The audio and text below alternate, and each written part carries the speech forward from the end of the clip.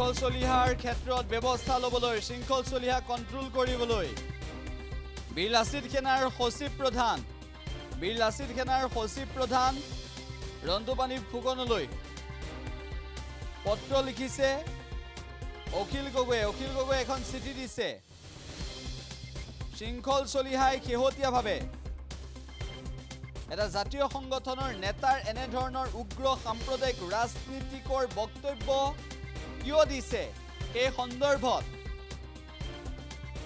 ৰন্তুপানী ফুকনলৈ বীৰ লাচিত সেনাৰ মুখ্য সচিব ৰন্তুপানী ফুকনলৈ চিঠি লিখিছে অখিল গগৈয়ে শিৱসাগৰ সমষ্টিৰ বিধায়ক অখিল গগৈয়ে কৈছে যে শৃংখল চলিহাই যিকেইটা মন্তব্য কৰিছে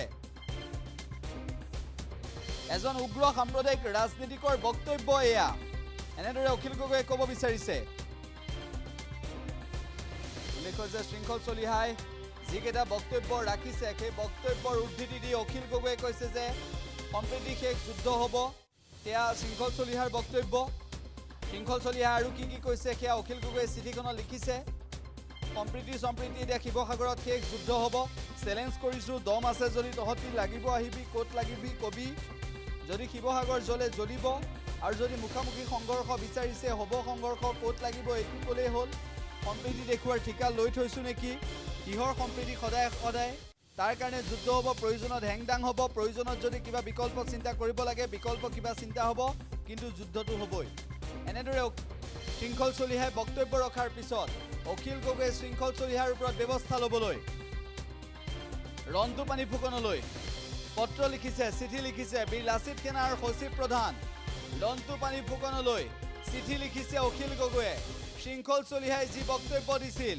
সেই বক্তব্যৰ পিছত ৰন্তুপানী ফুকনলৈ চিঠি লিখি অখিল গগৈয়ে এনেদৰে কৈছে ভাই ৰন্তু মৰম আৰু সংগ্ৰামী অভিনন্দন গ্ৰহণ কৰিবি শৃংখলৰ তলত দিয়া ভিডিঅ'টোৰ বক্তব্যখিনি শুনি লচোন তাৰ এই বক্তব্য এটা জাতীয় সংগঠনৰ নেতাৰ বক্তব্য হৈছে নে এজন উগ্ৰ সাম্প্ৰদায়িক ৰাজনীতিকৰ বক্তব্য হৈছে এই বক্তব্য সাম্প্ৰদায়িক সংঘৰ্ষ সৃষ্টিৰ বাবে দেশ উচতনি নহয়নে যদিহে তহঁতৰ সংগঠনে বিদেশী খেদিব খুজিছ তেনে পুলিচ আৰু প্ৰশাসনক সিহঁতৰ বাসস্থানসমূহৰ তালিকা দি অথবা ঠাইসমূহ দেখুৱাই দি পুলিচ বা চৰকাৰৰ দ্বাৰা খেদোৱা উচিত মানুহৰ ভাড়াঘৰত সংগঠনৰ ল'ৰাই নিজে বিদেশী বিচাৰি গ'লে সম্প্ৰীতি বিঘ্নিত হ'ব তই নিশ্চয় সংগ্ৰামৰ এটা মৌলিক নীতি অৱগত যে সৰ্বসাধাৰণ মানুহ নহয় চৰকাৰেহে সকলো সংগঠনৰ হেঁচাৰ লক্ষ্য হোৱা উচিত কোনো সংগ্ৰামী লক্ষ্য পূৰণৰ বাবে চৰকাৰৰ বিৰুদ্ধেহে আমাৰ প্ৰতিবাদ গঢ়ি তোলা উচিত জনতাৰ লগত সংঘৰ্ষ কৰাটো কোনো গণতান্ত্ৰিক সংগঠনৰ লক্ষ্য নহয়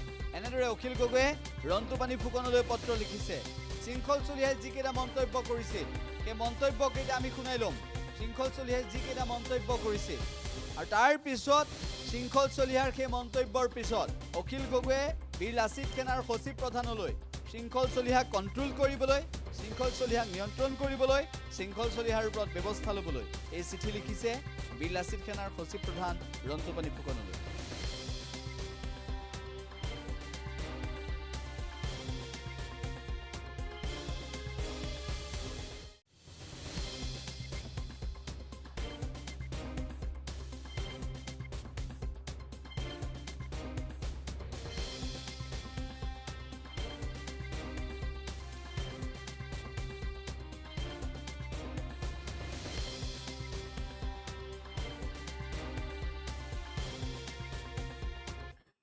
টি20 ক্ৰিকেট মেচ খেলা নাই যে আমাক কোনোবাই জাৰ্চি স্পন্সাৰ কৰিব এইটো কথা মই স্পষ্টকৈ কৈ দিছোঁ আমাৰ বিধায়কগৰাকীক আৰু এটা কথা স্পষ্ট আমি ৰাষ্ট্ৰীয়তাবাদী বিৰোধী মানুহ বিজেপি কংগ্ৰেছ আমি কোনো দলৰ সমৰ্থক নহয় আমি জাতীয়তাবাদী চিন্তাধাৰাৰে সদায় ডাঙৰ হৈ আহিছোঁ আৰু জাতীয়তাবাদী চিন্তাধাৰাৰে আমি জীৱনটো থাকিম আৰু এটা কথা স্পষ্ট শিৱসাগৰত যিটো এতিয়া শান্তি সম্প্ৰীতিৰ কথা কোৱা হৈছে শান্তি সম্প্ৰীতিটো কোনে ভাঙিছে সেই কথাখিনি শিৱসাগৰ ৰাইজে চাই আছে এতিয়া আমিও দিম খিলঞ্জীয়াৰ ৰণসংকাৰ শিৱসাগৰৰ পৰা কাইলৈ ডেট ঠিক কৰা হ'ব যুঁজলতো আমিও সাজু সেইটো কথা কালিও কোৱা হৈছে আজিও কৈছোঁ আৰু এটা কথা স্পষ্ট শান্তি সম্প্ৰীতি কেৱল আমি বৰ্তাই নাই শান্তি সম্প্ৰীতি আজি এজন জাতীয় সংগঠনৰ নেতাক মাৰিবলৈ তাত মানুহ ওলাই আহিছে হা ধৰ্মীয় শ্লোগান দি হা এইবিলাক কথা বতৰা সহ্য কৰা হ'ব নেকি? মোৰ চিটু বৰুৱাৰ লগত মতবিৰোধ আছে, কিন্তু খিলঞ্জীয়া হিচাপে মই সদায় চিটু বৰুৱাৰ পক্ষত মই থিয় দিম। আজি কাৰোবাৰ লগত মতবিৰোধ থাকিব পাৰে, কিন্তু বসন্ত গগৈ পক্ষত যদি বসন্ত গগৈ বিপদ হয়, আমি একগোট হ'ম আৰু একগোট হ'ব। শিৱসাগৰৰ সমূহ জাতীয় দল সংগঠন একগোট হ'ব। আৰু কোনখিনি হ'ব? যিখিনি গণভিত্তি আছে তেওঁলোক একগোট হ'ব। কাৰোবাৰ সংগঠনত অকল নিজেই প্ৰেচিডেণ্ট, নিজেই ছেক্ৰেটাৰী সেনেকুৱা সংগঠন নালাগে আমাক। গণভিত্তি থকা সংগঠন একলগ হ'ব। আৰু সেইকাৰণে আমি এখন ঐক্যবদ্ধ সংগ্ৰাম কৰিম খিলঞ্জীয়া মানুহৰ প্ৰভুত্ব ৰক্ষা। এই এমুঠিমান মানুহ আছো, আমাক এতিয়া মাৰি পেলাব লৈছে। আমাক মাৰিছেই অলৰেডিতো মাৰিছে না। খিলঞ্জীয়া মানুহক সন্দেহযুক্ত মানুহখিনি মাৰা নাই জানো? অসম পুলিচক মাৰি মূৰ ফালি দিছে। তাৰপিছত আকৌ ইয়াত ধৰ্ম নিৰপেক্ষতাৰ কথা আহে। হিন্দু বাংলাদেশী যেতিয়া আমি বিৰোধ কৰো, আমি খুব ভাল জাতীয়তাবাদী মানুহ। আমি মুছলমান বাংলাদেশী যেতিয়া বিৰোধ কৰো, আমি লগে লগে সাম্প্ৰদায়িক বিজেপিৰ এজেণ্ট। এই প্ৰশ্নটো যদি অখিল গগৈ ডাঙৰীয়াই কৈছে যে কোনোবা দল সংগঠনক স্পনচাৰ কৰিছে, আপুনি মুখ্যমন্ত্ৰীক মুকলিকৈ প্ৰত্যাহ্বান জনাই আপুনি সোধক যে মুখ্যমন্ত্ৰীয়ে কোন দল সংগঠনক স্পনচাৰ কৰিছে। সোধক তেখেতক, তেখেতে ক'ব নহয় কাক কৰিছে কাক নাই কৰা। কিন্তু শিৱসাগৰ আমাৰ শিৱসাগৰত বহিৰাগত সন্দেহযুক্ত মানুহ খেদিমেই আমি, এইটো স্পষ্ট কথা। যদি কোনোবা বিধায়কে সিহঁতৰ পক্ষত ইয়াত ওকালতি কৰে, ৰাজনৈতিকভাৱে উফৰাই পেলোৱা হ'ব। শিৱসাগৰ খিলঞ্জীয়া মানুহৰ ঠাই। আৰু এটা কথা মই একদম স্পষ্টকে কৈ দিওঁ দেই, ইয়াত শিৱদৌলৰ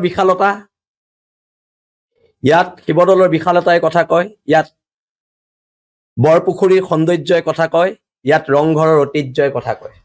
ইয়াত বাংলাদেশী ৰক্ষকৰ কথা শিৱসাগৰৰ খিলঞ্জীয়া জনগণে নুশুনে। বাংলাদেশী ৰক্ষকৰ কথা খিলঞ্জীয়া জনগণে ইয়াত নুশুনে। যাওঁ, মোৰ নাগৰিক সভালৈ যোৱাৰ সময় নাই। আৰু এতিয়া এটা কথা আমি স্পষ্টকে কৈ দিছো, শান্তি সম্প্ৰীতি যোনে বিঘ্নিত কৰিছে সেইকেইটাক কাণত ধৰাই দিয়ক, শান্তি সম্প্ৰীতি নিজে ঘূৰি আহিব। নহলে আমি কাণত ধৰালে কথাবোৰ বেয়া হ'ব। এইবোৰ মিটিং কৰি